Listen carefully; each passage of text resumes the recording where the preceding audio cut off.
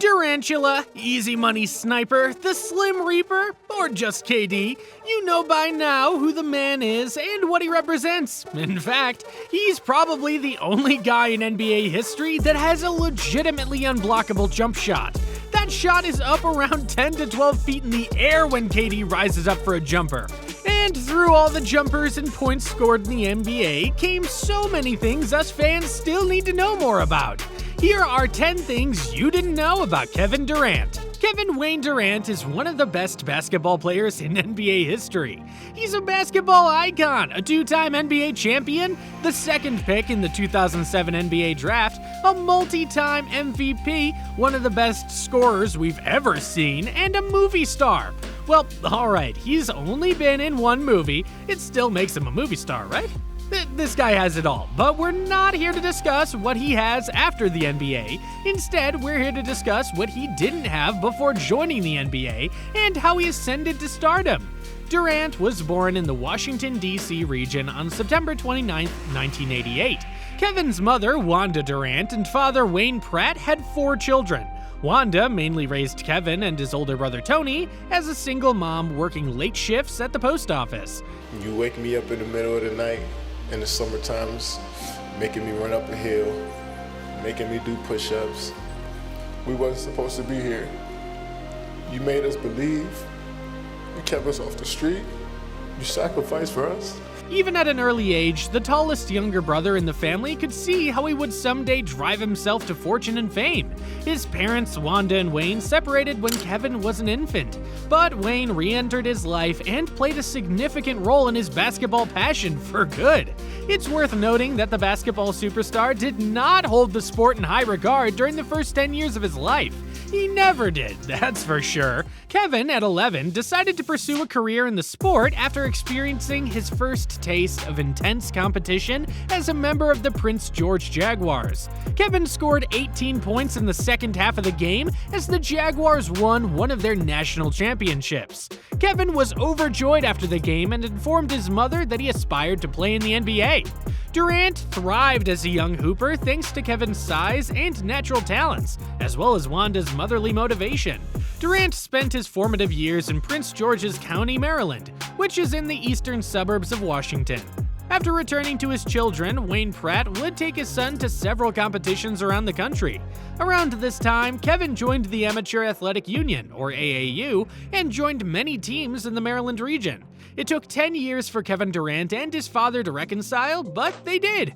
We're here to talk about his relationship with Michael Beasley and their history together. If you don't know who Michael Beasley is, keep watching this video and subscribe to the channel.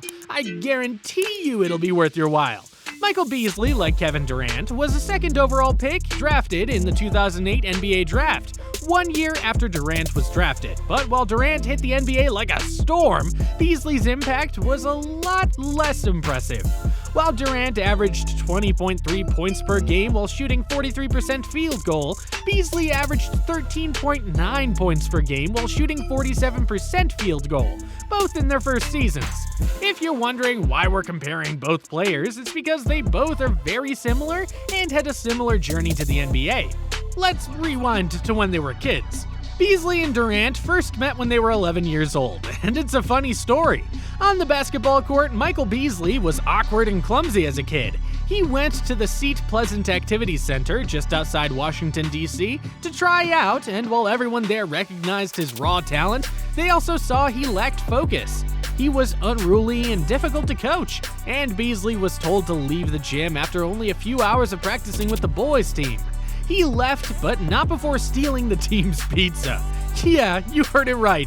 Michael Beasley stole the team's pizza when they threw him out, and that's the first memory Kevin Durant ever had of him.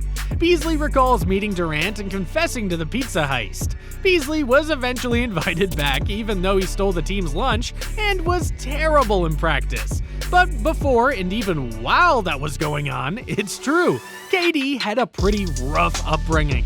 Perhaps that has something to do with the story of Kevin Durant's, and brace for what I'm about to say, his burner accounts. What? Yes, it's actually true. KD is no stranger to social media. In fact, he might be on there way more often than he needs to be. You see, KD is an interesting dude. We saw two sides of KD, the nice guy and then the villain. When Durant was in OKC, he was often lauded for his laid-back nature and his Tim Duncan-esque leadership style.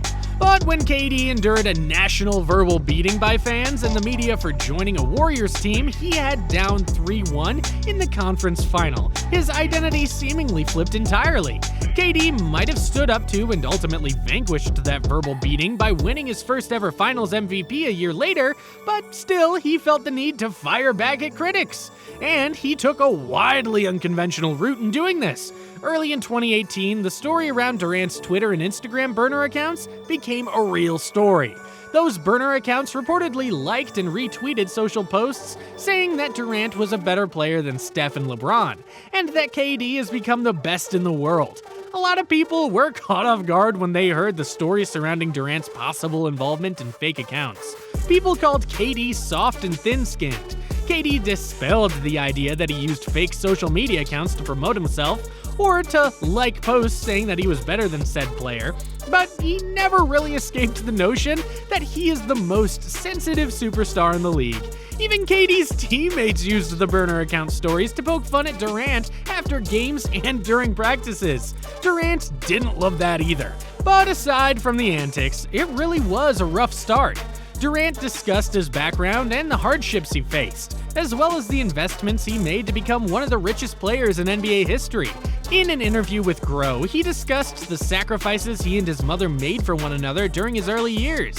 Hard work, plain and simple. It was so clear to me at a young age that if you didn't get up every day and work till it was dark, you weren't eating. So working hard and never cutting corners wasn't even a question for me because we were starving. He also mentioned his profession, saying that he's glad for the luxury he's achieved as a consequence of the popularity of the game. He attributes his NBA accomplishment to his mother. When Kevin Durant gave his emotional MVP speech in 2014, he made sure to acknowledge the one person who had been there for him from the start, his mother. Behind every successful Kevin Durant, there stands his mother, Wanda Durant.